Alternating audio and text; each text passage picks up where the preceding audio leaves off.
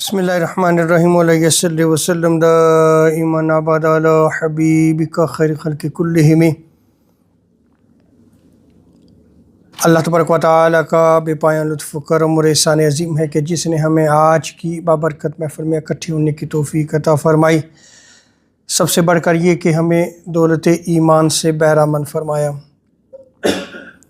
جس بندہ مومن کو اچھے اخلاق میسر آ جائیں، گویا وہ اللہ تبارک و تعالیٰ کی نعمت میں ہوتا ہے اور اللہ تبارک و تعالیٰ اس کا چناؤ کرتا ہے، کیونکہ حسن اخلاق اس کی تکمیل آقا علیہ السلام نے فرمائی۔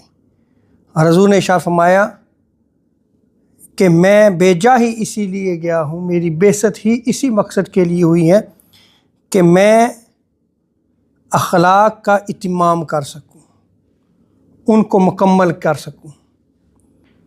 یہ نعمت بھی اسی بندہ مومن کو ملے گی جس کا چناؤ اللہ تبارک و تعالیٰ فرمائے گا، اور یہ بہت بڑی نعمت ہے۔ اور یہ بھی یاد رکھ لیں کہ اخلاق یہ رزق کی طرح بندوں میں تقسیم ہوتے ہیں۔ حضرت عبداللہ رضی اللہ تعالیٰ عنہ وہ اس روایت کو نقل فرماتے ہیں کہ آقا علیہ السلام نے ارشاد فرمایا کہ اللہ تبارک و تعالیٰ اخلاق تم میں اس طرح تقسیم کرتا ہے جس طرح تمہارا رزق جو ہے وہ تقسیم کیا جاتا ہے۔ جیسے رب تعالیٰ رزق تمہارا تقسیم کر کے تمہیں دیتا ہے کس کو کتنا، کس کو کتنا، کس کو کتنا، اسی طرح اخلاق بھی رب تعالیٰ تقسیم فرماتا ہے۔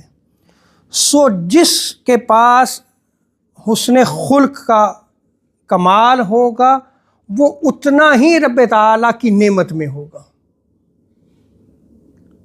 وہ اتنا ہی رب تعالیٰ کا قرب والا بندہ ہوگا اور آقا علیہ السلام کا قرب اسے حاصل ہوگا۔ یعنی مقام و مرتبہ دیکھیں حسن اخلاق کا۔ آج ہماری سوسائٹی میں یہ حسن خلق ختم ہوتا چلا جا رہا ہے۔ آپ جھوٹ دیکھ لیں، بدخلقی ہے، یہ بیک بائٹنگ آ جاتی ہے، چغلی کی جاتی ہے، بدخلقی ہے، یہ رشتے توڑے جاتے ہیں، تعلق توڑے جاتے ہیں، بدخلقی ہے، یہ بات کرتے ہوئے گالیاں دینا یہ بھی بدخلقی میں آتا ہے۔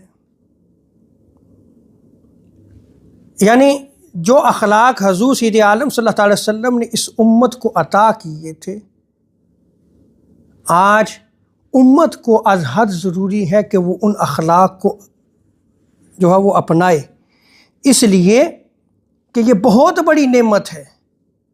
اسوہ کامل آقا علیہ السلام نے اس امت کے لیے عطا فرمایا،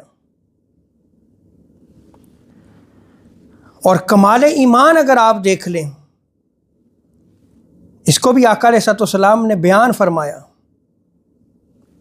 حضرت عائشہ صدیقہ رضی اللہ تعالیٰ عنہا ام المومنین آپ بیان فرماتی ہیں کہ آقا علیہ السلام نے ارشاد فرمایا کہ ایمان کے اعتبار سے کامل وہ ہے جو اخلاق کے اعتبار سے اچھا ہے۔ یعنی ایمان کی تکمیل بھی، کامل ایمان اسی کو میسر آ رہا ہے جس کے اخلاق اچھے ہیں۔ اور آگے آقا علیہ السلام نے ارشاد فرمایا کہ وہ جو حسن اخلاق اس کو دیے گئے وہ اپنے بال بچوں پہ بڑا ہی مہربان ہے، شفیق ہے ان کے ساتھ۔ ایسا نہیں ہے کہ باہر حسن خلق کا مظاہرہ ہو اور گھر میں جو ہے وہ بدخلقی ہو، بچوں کے ساتھ جو ہے وہ جب گفتگو کرے تو ترش رویہ اس کا ہو، ان کی ضروریات کو پورا نہ کرنا۔ اور یہاں جب میں نے ضروریات کی بات کی ہے تو یہ یاد رکھ لیں، اگر آپ دین کی تعلیم نہیں دیتے ان بچوں کو، آپ گویا ان کی ضروریات پوری نہیں کر رہے۔ یہ اخلاق آپ کو کون سکھائے گا؟ یہ مینرز کون سکھائے گا آپ کو؟ یہ اسلام ہی تو سکھاتا ہے۔ آپ بچوں پہ مہربان اس وقت ہیں جب آپ ان کی ساری دنیاوی ضروریات بھی پوری کریں اور اسی کے ساتھ ان کی روحانی ضرورت کو بھی پورا کریں. اور ان کی روحانی ضرورت کب پوری ہوگی؟ جب آپ انہیں دین دیں گے، جب آپ انہیں اخلاق مصطفیٰ صلی اللہ علیہ وسلم سکھائیں گے کہ بڑوں کے ساتھ کیسا برتاؤ کرنا ہے، بڑوں کے ساتھ آپ کس طرح حسن سلوک کے ساتھ پیش آئیں، اور بڑوں کی مجلس میں آپ نے کن آداب کو ملحوظ خاطر رکھنا ہے، اور جو آپ سے چھوٹے ہوں ان کے ساتھ آپ نے کیسے شفیق بننا ہے. یہ ساری تعلیم ان بچوں کی ضرورت ہے. اور حضور علیہ السلام نے ارشاد فرمایا کہ تم میں کامل ترین ایمان والا وہ ہے جس کو اخلاق کی دولت عظیم عطا کی گئی، جو اخلاق کے اعتبار سے سب سے زیادہ اچھا ہو اور اپنے بال بچوں پر مہربان ہو. اور ایک اور روایت میں آتا ہے، سیدنا ابو ہریرہ رضی اللہ تعالیٰ عنہ اس روایت کو نقل فرماتے ہیں کہ آقا علیہ السلام نے ارشاد فرمایا کہ تم میں ایمان کے اعتبار سے کامل ترین وہ ہے جو اخلاق میں سب سے زیادہ عمدہ ہے، سب سے زیادہ اچھا ہے، اور جو اپنی عورتوں کے حق میں بہتر ہو.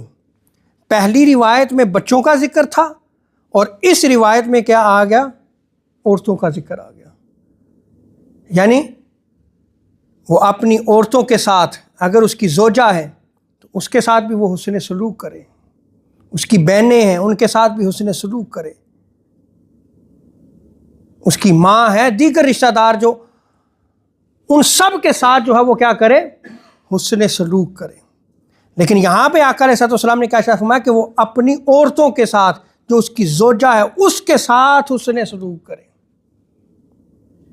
تو آپ دیکھیں کہ اخلاق کی جو تعلیم آقا علیہ السلام نے دی ہے، یہ میں نے گزشتہ درس میں بیان کیا تھا کہ سب سے پہلے اس کو اس کا آغاز اپنے گھر سے کرنا ہوگا. وہ اپنی بیوی کے حقوق بھی ادا کرے، اس کے ساتھ حسن سلوک کرے، بچوں کے رزق کے لیے جو ہے وہ کاوش کرے، جد و جہد کرے، اور ان کی ضروریات کو پورا کرے، اور ان کے ساتھ ہمیشہ جو ہے وہ حسن اخلاق کے ساتھ پیش آئے. وہ ایمان میں کامل ترین ہے. اور آگے آپ دیکھیں کہ حسن اخلاق والوں کا جنت میں مقام و مرتبہ کیا ہوگا. حضرت انس بن مالک رضی اللہ تعالیٰ عنہ بیان کرتے ہیں کہ آقا علیہ السلام نے ارشاد فرمایا کہ جس نے جھوٹ کو چھوڑ دیا، اس لیے چھوڑا کہ یہ جھوٹ غلط ہے، یہ برائی ہے، اس لیے وہ جھوٹ کو ترک کر دیتا ہے، تو اللہ تبارک و تعالی اس کے لیے جنت میں محل تیار کرے گا. اللہ اکبر. صرف اس نے کیا کیا؟ جھوٹ چھوڑ دیا. آج جو ہماری سوسائٹی، ہمارے کلچر میں لڑائیاں ہیں، جھگڑے ہیں، جو تباہی و بربادی کی طرف ہمیں لے کے جا رہے ہیں، اس سب کی بنیاد یہ جھوٹ ہے. ہم گھڑی گڑائی باتوں پہ جو ہے وہ اعتبار بھی کرتے ہیں، جھوٹ گڑتے بھی ہیں، اور آگے بیان بھی کرتے ہیں، سنتے ہیں، پھر اس کو آگے جو ہے وہ منتقل کرتے رہتے ہیں.